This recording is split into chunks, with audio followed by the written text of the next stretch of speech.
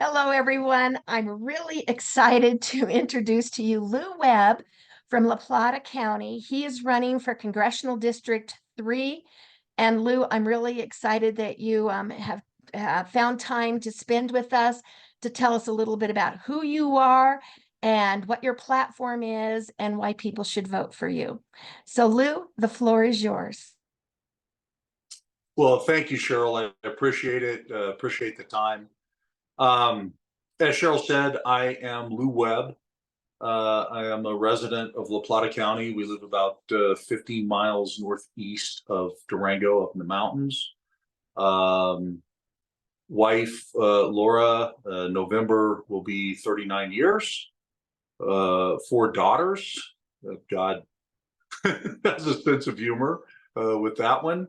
But four daughters, three sons-in-law, and seven grandkids now, all of whom live here in La Plata County. So we are very blessed in that way, getting to spend lots of time with our family.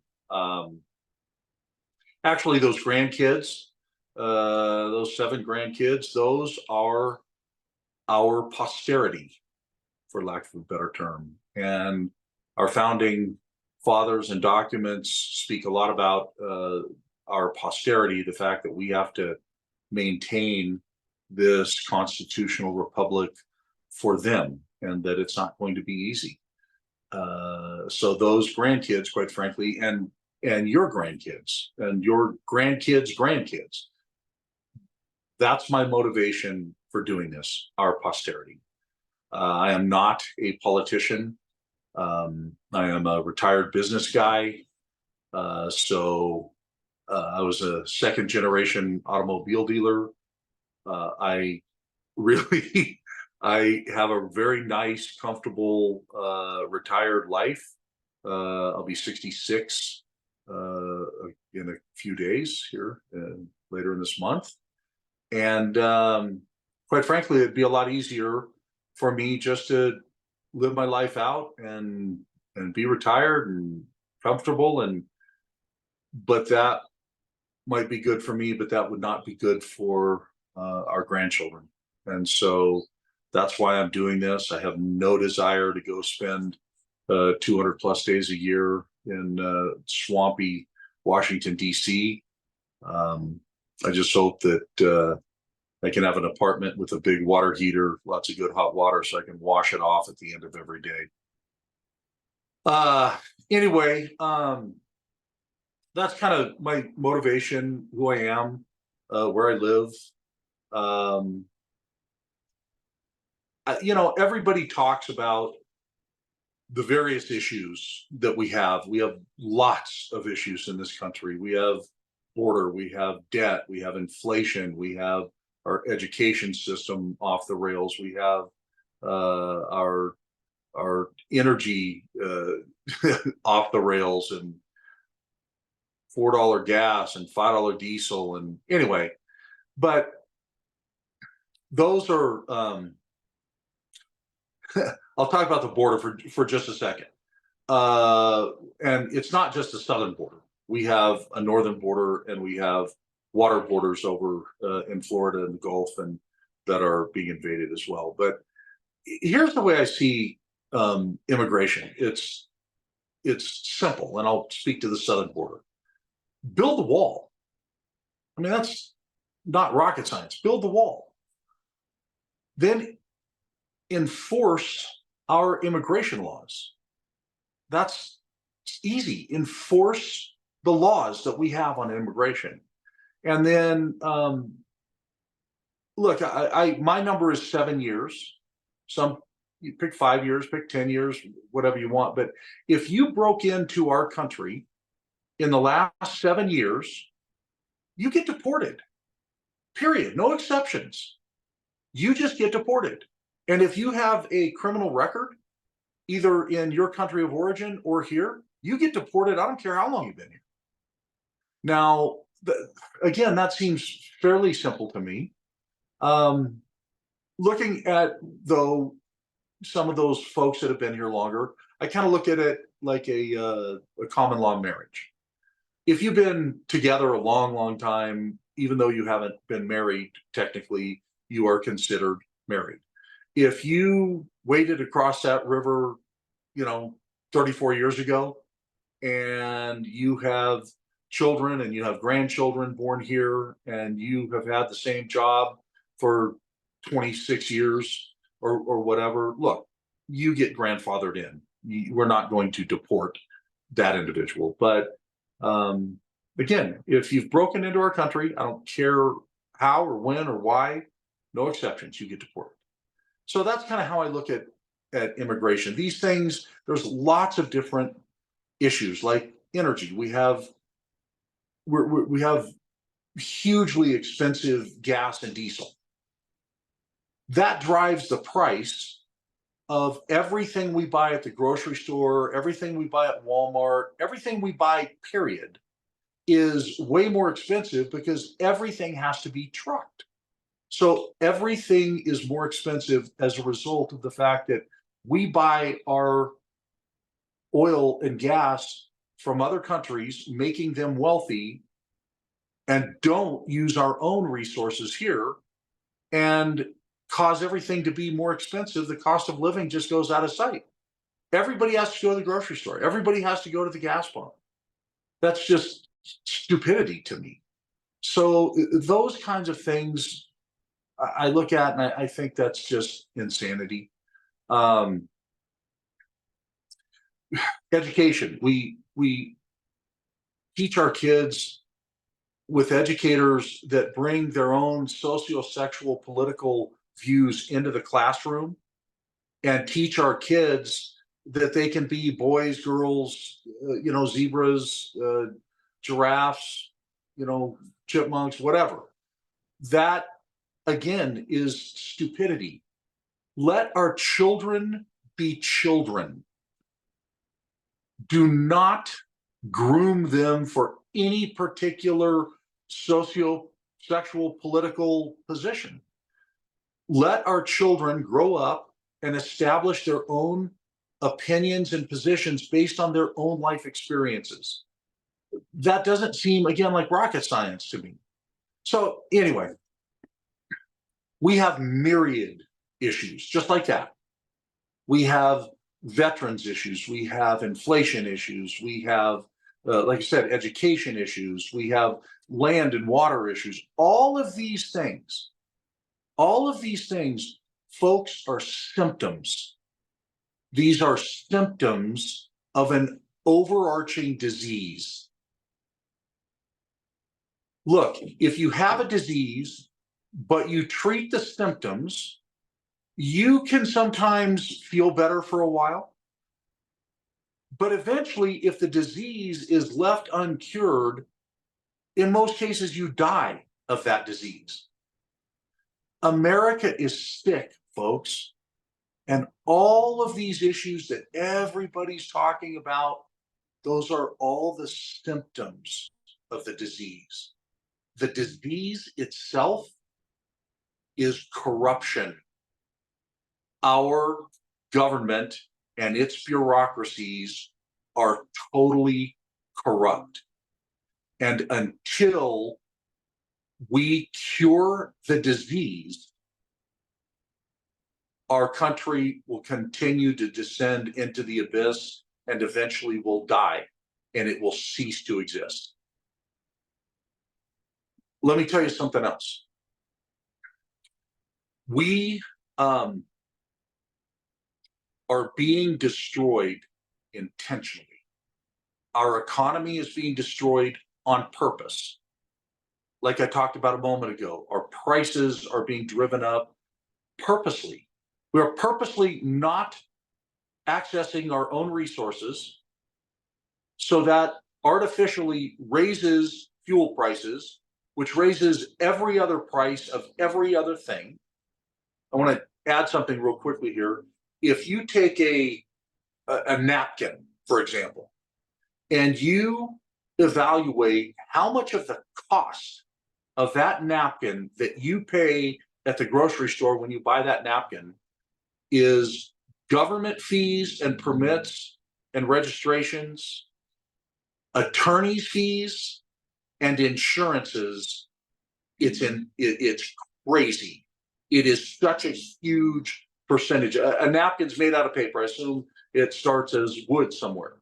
So you're talking about the permits and fees from the government for the logger, for the trucker, for the manufacturer, for the trucking and shipping to get to the store where it's sold, the plastic company that wraps it, their all of their costs for insurance and attorneys and permits, and folks, a gigantic cost of everything we use is government fees, attorney fees, and insurance costs. It's just stupid. That has to stop. So I think what I'm trying to say, and probably badly, is that all of the issues, all of the symptoms, all of these things that are going on in our country, they will mitigate themselves if we cure the corruption in our government and its bureaucracies. If we restore honesty and truthfulness and transparency and honor to our government, the other stuff will fall in line. So just so you know, again, I'm not a politician type at all, not at all. My intent, I'm not going to Washington, D.C. to make friends. I'm not going to Washington, D.C. to get along. I'm not going to Washington, D.C. to reach across the aisle or to compromise.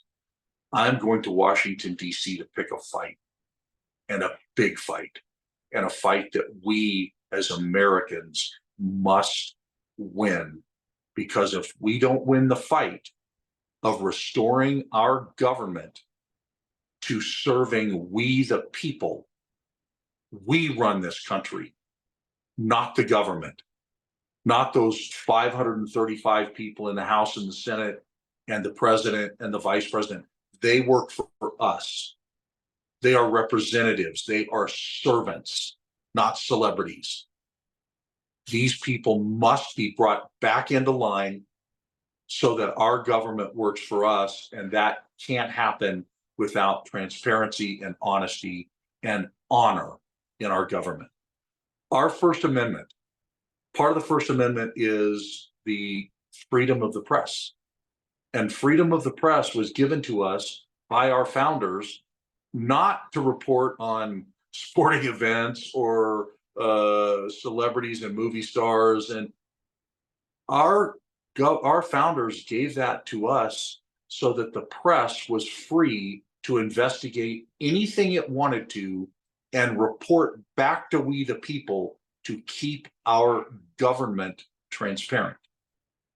So, folks, that also has to be restored. Our press, our media has become the propaganda arm of the government. Our government has to be transparent. So anyway, enough on that. What else? Again, I think my qualifications for the job, because of my age, I've had almost 66 trips around the sun, and with that comes time. Age brings the fact that I've probably made every mistake known to man, and by making mistakes, if we're smart, we learn from those mistakes, we gain wisdom. And I think I'm old enough to have gained lots of wisdom, again, by making mistakes. And I am not, I'm sorry, my phone is ringing for some reason. I put it on airplane mode, but I don't know why my phone is ringing. Anyway, so I think my age, I have a raised family, a grown family. I don't have a young family at home, so that is not an issue for me. I'm retired. I have the time to do this. I'm not looking for a paycheck. I've done well in life. The American dream treated me really well. And so I'm just going to try to help America change course and get back online. And that's my motivation for doing this. So um, Cheryl, there you have it. Do you have, I mean, another couple of other things. Second Amendment, big time, staunch Second Amendment supporter. Our founders gave us the Second Amendment not to go hunting, not to go target shooting, or even to protect our homes. They gave us that Second Amendment to protect ourselves from a tyrannical government. And they had experienced tyrannical government with England imposing taxes here in the colonies on things that the colonists had produced here. We had no representation in Parliament, and yet England was taxing us. Oh, and they had a presence here of the British Army redcoats marching around in our towns and villages here in the colonies. And so our founders gave us that Second Amendment again because they had experienced tyrannical government. Another interesting thing that a lot of people don't remember about their U.S. history. If you ask somebody why before the revolution, what was the reason we did that? And there was a motto, no taxation without representation. But there was something else going on that people normally don't remember from their US history. And that is that England was trying to institute gun control in the colonies. A lot of people don't remember that. They knew that the colonists were getting antsy, were not liking the tyranny that they were experiencing of England. And so the English government, the British government, was trying to kind of curtail that so that the colonists couldn't fight back.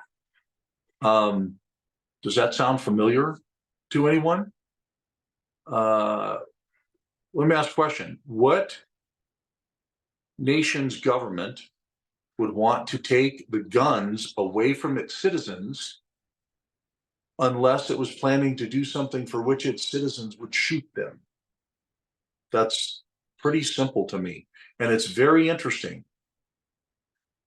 Note that they're not trying to take our side-by-side shotguns or our 38 revolvers away from us. They're trying to take the weapons that we might actually have a little bit of a chance to fight back with. And I'm getting another call. So I just don't think that we as Americans should in any way allow our government to disarm us in any way when we have the constitutional right to keep and bear arms. Remember, a government will protect its tyranny with its military. So let's keep that in mind. Background, I am a man of faith. I'm not a religious man. I think religion is man-made. My faith is based on, I believe Jesus Christ was God, came to earth as man, hung on that cross, died, and walked out of that grave on the third day. And I am offered eternal life and salvation if I will accept the sacrifice that he made on that cross. That's my long and short of it. Christ crucified and risen is my faith. So much of what I look at and how I see it and how I evaluate it is based on my faith. Cheryl, anything else you think I should talk about, or any questions? Or I absolutely love everything you said. I do have a couple of questions that I yes, would ma'am. love to be able to get your feedback on. But you really hit on some things that I haven't even heard any of the other candidates talk about. And it's really powerful to hear not only that you know the history of our country, but that you're willing to stand up to protect that history. we all know that if we don't know our history, we're bound and determined to repeat it. And we're in a situation where our government is out to get us, unfortunately. And so thank you for that. I really do appreciate it. Okay, a couple of my questions. Where do you stand concerning Israel? What's your stance on that? Um, that's pretty easy for me. It goes back to that faith I was talking about. As a Christian, uh, I believe that the Bible is the um, complete and unerring, divinely inspired Word of God. And as a result, I look at Deuteronomy 7:6, and I look at Genesis 12:1 through 3, I believe. And in those passages, it talks about first that Israel are God's chosen people. And it also talks about that anyone who blesses Israel will be blessed. And so I believe that as Americans, as a Judeo-Christian based nation, that it is incumbent upon us to support Israel. I can take that then to Ukraine, and I have a totally different opinion of Ukraine or any other outside of America support. Cheryl, we don't have any money. We are $35 trillion in debt. Everything in this world now has to be sustainable. Sustainable energy, sustainable food source, sustainable water sources. $35 trillion in debt is unsustainable. Let me make it a little more, bring it a little closer to home for you. I was an automobile dealer, so I look at $35 trillion debt and I think, how would you pay off the $35 trillion car loan? And so if you did that over 10 years at just 3%, low interest loan, that would be 120 payments, 10 years, 12 payments a year of $388 billion a month. So that's a little over $4 trillion a year. The US economy generates about $26 trillion a year in income. So what that would mean is to pay that $388 billion payment for 10 years, that would mean everybody's taxes would go up almost 16% from what you're paying now to pay that debt off, so that our posterity are not slaves to that debt that our government has just spent like drunken sailors. Oh, and we couldn't borrow another nickel while we're paying it off. So if you think of that, we don't have any money to send to other countries. If we send money to Ukraine, we have to either borrow it or print it. Either is not good for Americans. If we print it, it devalues our already devalued dollar. So I want to, can I talk about for a second our preamble? Is that okay? No, that's fine. The preamble, our preamble of the Constitution says, we, the people of the United States of America, in order to form a more perfect union, establish justice, ensure domestic tranquility, provide for the common defense. I'm going to skip one here, and secure the blessings of liberty to ourselves and our posterity, do ordain and establish this Constitution, blah, blah, blah. The words are establish, ensure, provide, secure. Those are mandates of what our government is supposed to do with we the people's money. The interesting thing, and this just jumped off the page at me about 3 years ago. Sure, I sat down at my desk and I decided I was going to reread the Constitution. It had been several years. And so I just started, and for the first time, something just jumped off of the page at me like, whoa, I never realized that. I never picked that up. All of those other words are mandates. The one that I skipped was welfare. Two things about that. One, the word is not ensure, secure, establish, provide. The word is promote. That is an entirely different word and means that if we have some left over from what our government is mandated to do with we the people's money, we can try to promote welfare. The other caveat, it is the general welfare. That means our government is not supposed to spend any money on anything that doesn't benefit the collective, all of we the people, the general welfare. So when you look at that and you see the way our government spends on, like, Ukraine or any special interest, Planned Parenthood, or just anything that doesn't benefit we the people collectively, our government is not authorized to spend our money on it. So that's an important thing to know. And I'm sorry that was a little addition to your question about Israel, but our government isn't supposed to spend our money on special interests. That was something, again, that I don't think most people are even aware of. So thank you. Okay, one other one. I got two more. The other one is, how do you feel about election integrity and what has been going on in our country for the last 8 years, 12 years? um,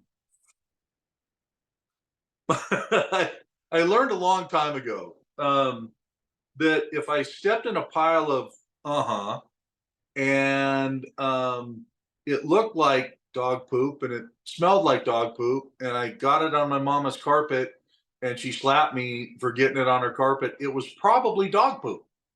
So it's kind of one of those things about where there's smoke, there is not always fire, but about 99.99% of the time there is. I cannot say definitively that there was election fraud because I wasn't there. I didn't see with my own eyes somebody stuffing a ballot box or miscounting ballots or whatever. But I do know that with as many examples, I mean, thousands of examples of people showing on TV, in person, holding up in videos and things, election fraud stuff. I would say that there's about a 99.999% chance that our elections were not honorable, that they were a fraud. It's also, I look at logic and common sense. It makes no sense to me that this, almost used a bad word, this guy in at 1600 Pennsylvania Avenue that doesn't even know where he is. He is a joke. He makes our country a joke, our president, that he got 80 million votes from the basement. That just is not logical. And that can't be logical to anyone with an IQ over about 8. So yeah, I think that election fraud was very, very, very, very likely. Terrific. Okay, my very last question to you. If for some reason you are not the candidate that is chosen for CD3, will you support whoever the candidate is? My answer is yes, but I will be honest. There is a candidate in particular that I would not support enthusiastically, but I would support them over the Democrat. So my answer is 100% yes. But like I say, there's an individual that I think is a buffoon, and I would not support them. I mean, I would not want to support them, but I would. Right. You know what, Lou? I loved your interview. Thank you very much for putting yourself literally out for everybody to see, because I am going to share this. I'm asking Christy Ruckus from CD3 Vice Chair to share these videos with the full CD3 that are on the email list. I'm going to put them out on Facebook. And so I just wish that we could have done, we had thought about doing these interviews 2 weeks ago before the ballots had dropped. But what you said really hit my heart. So thank you so very much.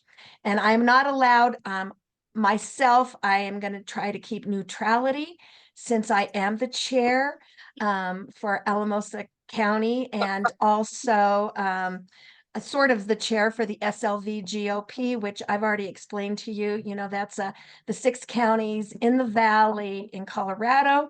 And you did great. And you've been down here numerous times. A lot of our people have heard you, and hopefully all of our people will hear you before they actually mark their ballots. So thank you, thank you, thank you. Well, Cheryl, I very much enjoyed the interview. And it doesn't suck at all sitting out here on this beautiful day that we've got going right now. But, it's interesting. I loved hearing about your integrity of having neutrality prior to the primary. I wish our state Republican Party wasn't, and I'm going to say this. I'm going to use this word, corrupt. It is corruption that is the disease. And when you get a state Republican Party that's doing the things it's doing, and supporting a particular candidate. By the way, supporting a candidate, endorsing a candidate ahead of the primary that came in second in the balloting at the state assembly. I didn't go through the state assembly. I went through, sorry about the dog. I don't know whose dog that is, but I did not go through the state assembly because I announced my candidacy 8 weeks before the state assembly, and therefore did not really have time to get around and see the people in 27 different counties and meet all the delegates before going to that state assembly. At the same time, I had a total knee replacement 7 days after I announced my candidacy. So I didn't go through the assembly process, but for the state party, to endorse a candidate ahead of the primary, and B, to endorse a candidate that came in second, that in essence lost the state assembly voting, that's unconscionable. That's corrupt. And I'll say it out loud. Something you'll find from me, Cheryl, I say what I believe. I speak what is truth to me, and I don't back up from any of it. I appreciate that. Thank you so much. All right. Any closing words you need to say before? I think you just said them, but anything else you need to say before we say adios? God bless all of you. Remember always that we, the people, are supposed to run this country. And to do that, folks, we have to take it back. And that is not going to be easy. That's not going to happen quickly. I will not benefit from the crusade to bring our country back to honor and honesty and truth and transparency in our government, because we didn't get here overnight. This is going to take a few generations to do, but it will be worth it. I was told when I was a fraternity pledge and that this was Latin, and I've never been able to make sure that this was actually Latin. But we were told we had to memorize a phrase. Popo Pete Petulocula. Again, that might just be gibberish, but when you're a fraternity pledge, you just say yes, sir. Popo Pete Petulocula, we were told, means those things worth having are most difficult to obtain. Having a country that runs the way our founders designed it, and that incredible design is what led us to become the most powerful, most wealthy, most philanthropic nation that has ever existed on the face of the earth, following that Constitution. And by getting away from following that Constitution, it has put us into a demise. And I don't think we should allow that to happen. I think we should take on this fight and fight till we get our country back. But thank you. Amen. God bless all of you. Have a good day. Amen. Hey, thank you. All right. You have an excellent day. Again, thanks for taking time to be with me this morning, and may you have a blessed day. Thank you, Cheryl. Okay. Bye-bye.